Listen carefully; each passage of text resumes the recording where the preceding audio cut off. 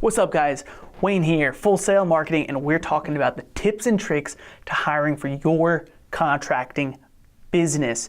Now, what I'm outlining here is coming from that marketing perspective. What do people want to hear? What words do they want to see? And guess what? The founder and my business partner, Logan Shinholzer of Full Sail Marketing, used to work for Indeed, the biggest job site in the world. So you don't want to miss it. Stay tuned for these tips and tricks to hiring employees for your contracting company.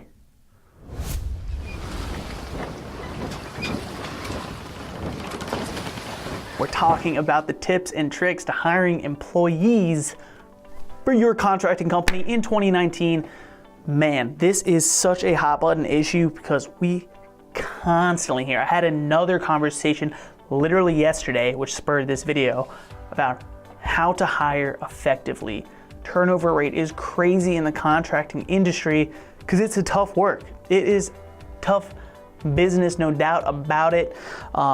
So hopefully this helps a little bit.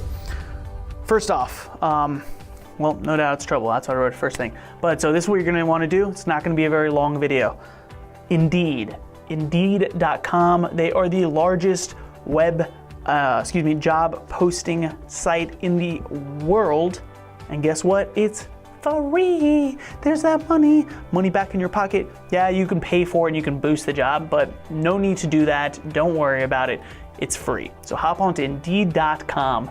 That's where you're gonna want to start. So Logan, he couldn't be here today, but he used to actually work for Indeed themselves. And so he understands what needs to be on a job description, a job posting, to make sure that you get employees for your company. Not just get people to apply, but actually get the employees, land those guys so that you can put them to work and grow your business.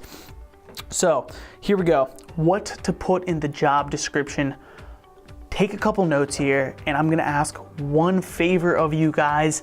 If you get any of this value, if you think you're gonna use any of it, please drop a comment. Tell me which one of it was useful to you, or if none of it is useful to you, drop another comment and say, yo, Wayne, this video sucked. At least I'll know, and so I'll do better in the future. And if you really like it, hit that subscribe button, hit the like somewhere, subscribe somewhere. We really appreciate it. So, number one thing, be real with them.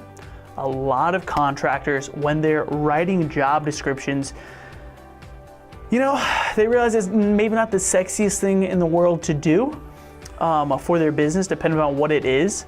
But if you outline proper expectations and you're real with the potentials, yeah, I'm not gonna lie to you, you're gonna get less applicants, but less people to weed out, less people to weed through that are gonna waste your time. So be real with them. And I'm talking about stuff saying like, you will be working outside with your hands. Of course, if this is for your company. The summers may be hot, the winters may be cold, but we take care of our employees and we'll provide proper gear for those times of year.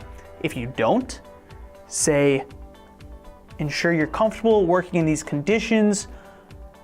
We'll never allow anything bad to happen to you if it's too hot or if it's too cold. We do shut down for the day. Something like that, right? But be real, be legit. Like, yeah, whatever, it's gonna cause people to click off of it. Good riddance. Screw those people, we don't want them anyways. Nice. Number two, a lot of contractors that I talk to hire purely on personality, not necessarily experience. If that's not you, cool, go either direction with it though. Tell people straight up, we hire based off of personality and we teach on-site with on-site training. A lot of people when they're applying to jobs, or I'd say the majority of people when applying to jobs, the number one thing that they're thinking about is, what is my experience? Can I do this position? And a lot of times with contractors, or at least with the jobs that they're hiring people for, it can be taught, which is a great thing, and people want to hear that. If that's the case, outline it for them. like what they'll be doing, if it's gonna be moving rock, digging holes, being on a hot roof, or installing siding. Outline what those tasks are gonna be. Put them in bullets also. Say like daily tasks and then bullet it. As much stuff as possible that you can put into bullets and not paragraphs. It's a lot easier to read, a lot easier to digest. And so people are gonna appreciate you for it. And like I said, outline what your expectations are as far as their past skills and abilities. And then what you'll be teaching them on site training. Last thing here, literally only 3 things, guys. Outline what their pay is gonna be. Boom, how crazy to think about that you can actually put it down. Once again, don't mind read or don't think, oh, this is gonna be off-putting. Even if it is, whatever, we don't want those people. So weed them out from the beginning. Tell them they're gonna start at whatever the pay rate is, even if it's low, but then give them some other expectations, like high possibility to move to more money. Or even if you have a great, essentially a ladder that you can show people internally, which I suggest that you have this, of how they can grow and progress in your company, put it on there.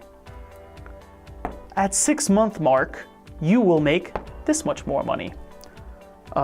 Once you've installed this many projects, you will make this much money. If you are managing this, or if you put in initiative to learn X new skill, your pay will go up. The number one thing, I've read this before, I don't have the stats in front of me and I'm not gonna search for it right now. People care about growth potential more than they care about the starting salary. A lot of it is because people don't want to go to a job where they're going to be stagnant, right? That's that idea of standing behind a freaking register at McDonald's. Hi, may I take your order? Thank you. Great, have a great day. Hi, may I take your order? Thank you, have a great day. Nobody wants to do that because it's stagnant. There's no growth potential. All right, so now I'm saying it even more than just telling them the potential for the money that they're gonna make. See the difference in the jobs that they could do, or potential to move into a management job, right? Even if it's right now you're not thinking about that, what if they knock it out of the park and they're able to manage a whole nother crew? You're getting tons of leads because you're watching all of our other marketing videos, and so you're learning how to get all these more leads. And now they can have more growth potential into a management position. They can manage a whole nother crew because you have so much friggin' business coming in the door that thank God you outlined that ahead of time and you told them straight up that they have that potential, so they applied to your position. Boom. So literally those are the 3 things. But we got one more for you. Don't run away from me yet, but those 3 things: be real, be direct, straight up, don't lie. Tell them how your hiring process goes, as far as, do you hire on personality, or are you expecting to hire somebody based on their past skills and experience? Number 3, correctly outline pay. Put direct numbers in there and tell them about growth potential for both pay and just for the job that they're doing. Now here's the last piece of the puzzle, the true marketing, boom, that comes into this bad boy. Make sure your online presence, your website, your social medias, your listing sites are up to date and accurately represent your company. How crazy is that? So imagine this, mic drop. You go to a job interview. Let me ask you, are you gonna look the company up beforehand? I hope so. If not, we got a whole nother conversation to have. But everybody's even taught in school now, when you go to an interview, to prepare. Look up the company, have a couple talking points, and it's so easy to look anybody up these days that everybody does it anyways. And so if you go to look up a potential company that you're gonna go interview because you wanna work there, and now you see they look like they're coming out of the Stone Age, or they have misspellings all over the place. They look just I don't even know, just bad, just terrible, dirty. Nobody wants to work with them, right? There's a saying that I've heard before that I quoted right here. The best companies Their customers not only want to work with them, but they want to work for them. How true is that?